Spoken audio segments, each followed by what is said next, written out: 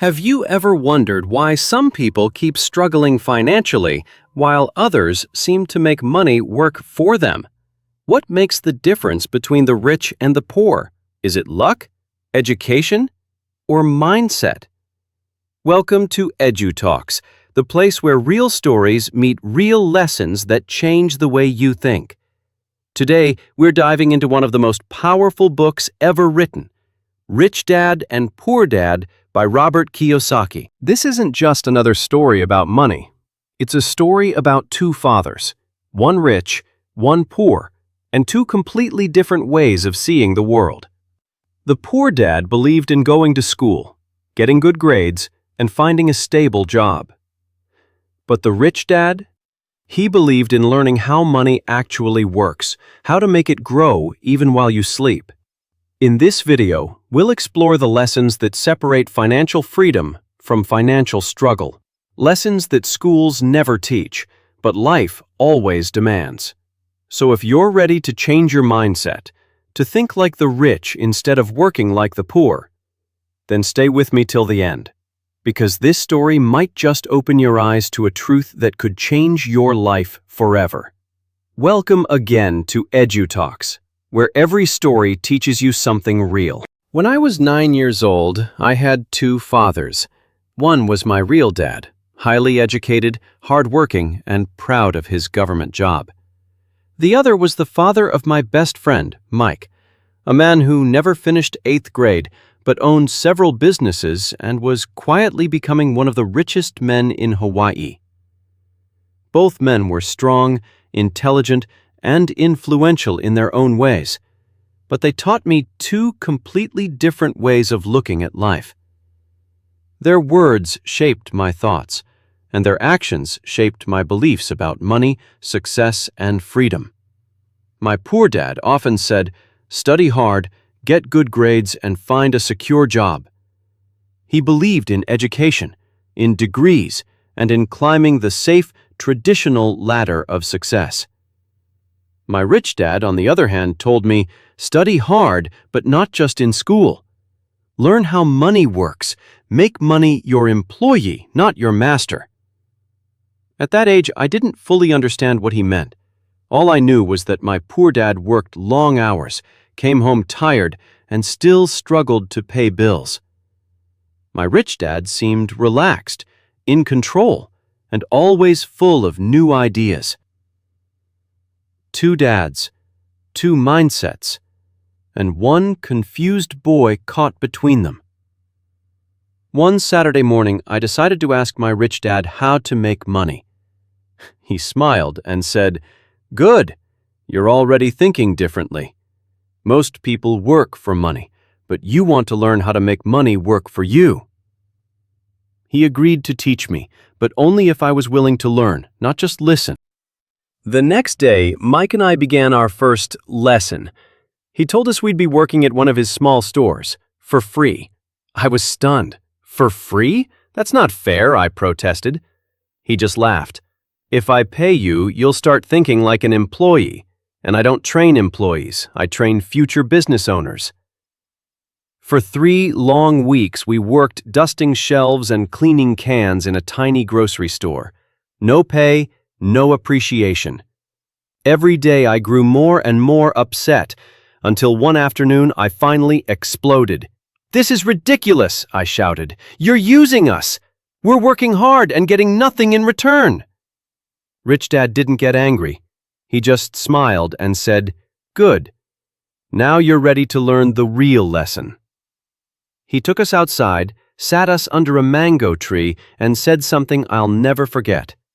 "Most people work for money because they're afraid. Afraid of being poor, afraid of losing their job, afraid of not fitting in. That fear controls their life." He looked straight into my eyes. "If you let fear or greed control your mind, you'll spend your whole life working for people who aren't afraid." That day, something clicked inside me. For the first time, I realized the difference between my two dads wasn't about education. It was about mindset. My poor dad believed in job security. My rich dad believed in financial freedom. My poor dad thought the rich were greedy. My rich dad believed that being rich simply gave you more choices to help, to create, to live fully. He told me, money is just a tool. It can build bridges or it can build prisons, depending on who's holding it. And that one sentence changed how I saw everything. Over then few months, Mike and I spent more time with him. He started teaching us in ways that schools never could. He'd point at everyday things and ask, "What do you see?" We'd say, "A house." He'd smile and say, "I see an asset, something that can generate income." He made us understand that rich people don't work for money, they make money work for them. They buy assets that create income, like real estate, stocks, or businesses. The poor and middle class buy liabilities, things that take money out of their pocket, like new cars, expensive phones, or bigger houses they can barely afford. That simple lesson, to buy assets and reduce liabilities, became the foundation of everything he taught. And it wasn't just about money. It was about thinking differently. It was about having control over your life rather than letting life control you. At school, teachers rewarded memorization, but Rich Dad rewarded curiosity, courage, and critical thinking. He'd often say, "Don't just learn to earn, learn to think." And slowly, I started to see what he meant. By the end of that summer, I had stopped chasing small paychecks. I was chasing knowledge, the kind that could one day give me freedom. Freedom to choose my path, my work, and my future. As the months went by, Rich Dad continued to test me and Mike in ways no school ever could. He never gave us straight answers. Instead, he'd ask questions that made us think, argue, and discover. One day, he handed us both small notebooks and said, "These are your financial diaries. From today, write down where your money comes from and where it goes. You'll be shocked when you realize how much money flows out instead of in." I started tracking my small earnings, pocket money, gifts, even coins I found. And he was right. Most of it disappeared on snacks, toys, and useless things that gave temporary joy. Rich Dad looked at my notebook and said, "Every dollar you spend is a soldier. You can either send it to fight for you or let it die in someone else's army." That metaphor stayed with me for life. He then introduced us to the idea of assets and liabilities, the secret language of the rich.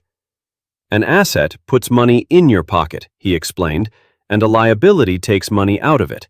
It's that simple. He told us to look at the world differently, not as consumers, but as creators. While most people bought things that lost value, the rich focused on buying things that grew in value. And then he shared a truth that hit me deeply. He said, "The poor work for money. The middle class work for security. The rich work for freedom." That single sentence became the compass for the rest of my life. Over time, Rich Dad began showing us his businesses, small shops, rental properties, and investments.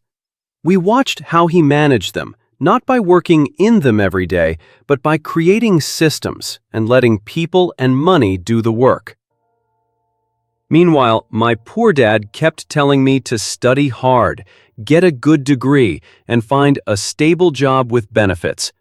He was proud of his academic success, and he meant well, but I began to see the invisible trap, the cycle of working for money, paying bills, and waiting for retirement.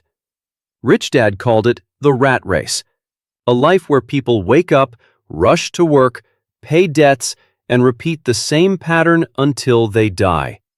He said, the rat race keeps smart people broke. It teaches them to chase paychecks instead of opportunities. To escape it, he taught us the importance of financial education, something the school system never provided. Schools teach you to work for money, he said, but never how to make money work for you. That's why most people spend their lives in fear. Fear of losing money, fear of taking risks, fear of starting something new. He encouraged us to play a different game, the game of money itself. He'd make us read newspapers and identify business trends. He'd give us imaginary investments and ask how we'd handle profit or loss. He'd push us to think about taxes, debt, and leverage, concepts way beyond a kid's classroom, but essential for real-world success. He said, "The rich understand taxes better than anyone else, not to cheat, but to play by rules that others don't even know exist." He explained that while employees work for money and pay taxes first, business owners and investors earn money, reinvest it, and pay taxes on what remains. I started to see money not as paper, but as a tool, a powerful servant that obeys only those who understand it. But it wasn't always easy. There were days I doubted him, days when my poor dad's advice felt safer. Just study, get a job, and life will be fine. After all, that's what everyone else believed. Yet every time I saw my poor dad stressed over bills or promotions, and my rich dad calm, free, and generous with his time, I knew which path I wanted. Years later, when I finally began investing and building my own businesses, the lessons Rich Dad taught me started making sense. Money truly flowed to those who understood how to control it, those who saw opportunities where others saw obstacles. Rich Dad once told me, "The moment you stop learning about money is the moment you start losing it." He believed the key to wealth wasn't in working harder, but in thinking smarter. That's why he read constantly, met with investors, and kept learning even when he was already rich. He'd often say, "The rich don't look for jobs, they create them." And that idea changed how I viewed success. It wasn't about having a fancy degree or a big title. It was about creating value, something that helps others and rewards you in return. The greatest lesson he ever gave me was this: you become truly rich the moment you stop needing money to feel secure. That's what financial freedom means. Not buying luxury, but having the freedom to live, create, and give without fear. My poor dad passed away believing a stable job was the safest path.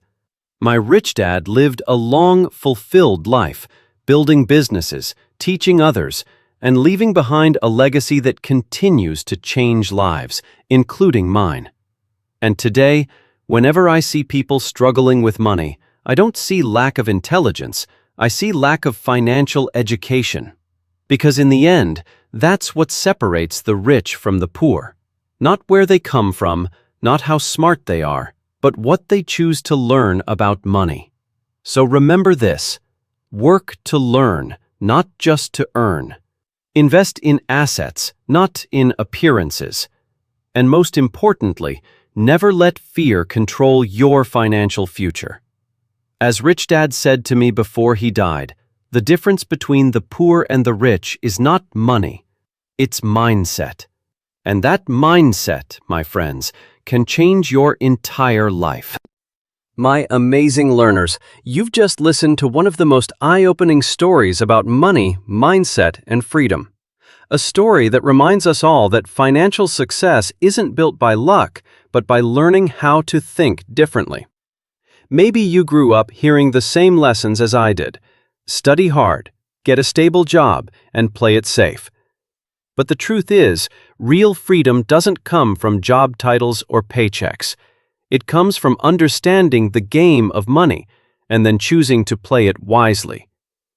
If this story opened your eyes, even a little, then remember, this is only the beginning.